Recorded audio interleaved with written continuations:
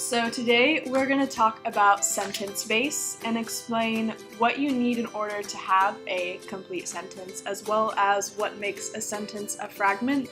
Lots of people struggle with incomplete sentences simply because they aren't aware of what components you need in order to have a complete sentence. So for a complete sentence, you need two things: a subject and a predicate.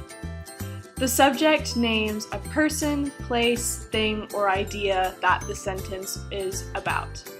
The predicate tells the reader what the subject is doing, and it has to contain a verb.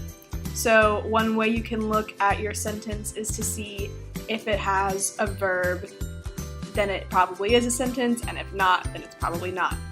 So for example, the sentence, "She ran."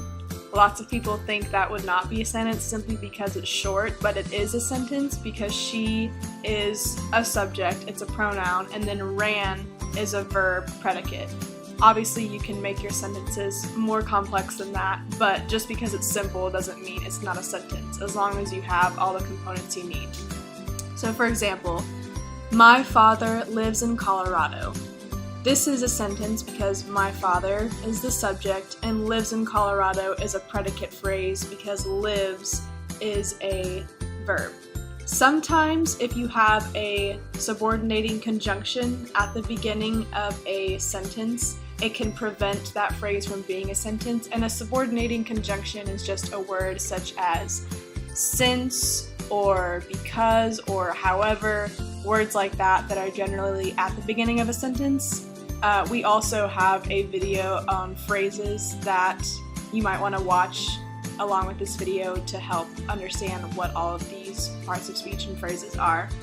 So for example, if we go back to the sentence, "My father lives in Colorado," if you put the word since at the beginning, which is a subordinating conjunction, and say, "Since my father lives in Colorado," this is no longer a complete sentence because the subject, my father, and the predicate, lives in Colorado, are functioning as a noun phrase and does not contain an active predicate. So now you would have to have another phrase afterwards to complete the sentence.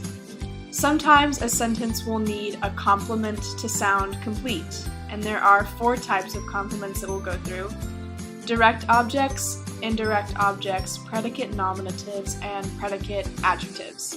So the direct object is a noun or a pronoun, which is the target of the verb.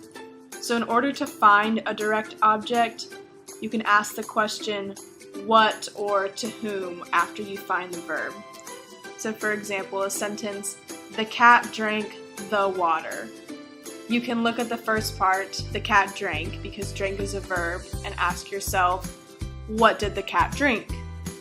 And at the end of the sentence it says, "the water." So you know that this is the direct object because it became right after the object of the verb.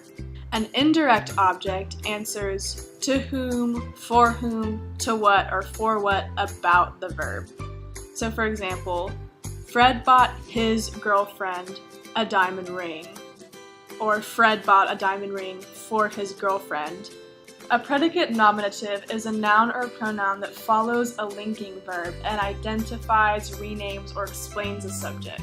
So saying, "Jesus is Lord," or "Karen is a dentist," all those words at the end of the sentence just define who the subject is. So Karen, that is your subject, and then is a dentist. The phrase "a dentist" simply defines who Karen is. So in the sentence, "Karen is a dentist," if you didn't have the predicate nominative "a dentist," the sentence wouldn't sound complete just because it says Karen is. So it's always good to have a more defining phrase after something simple like that.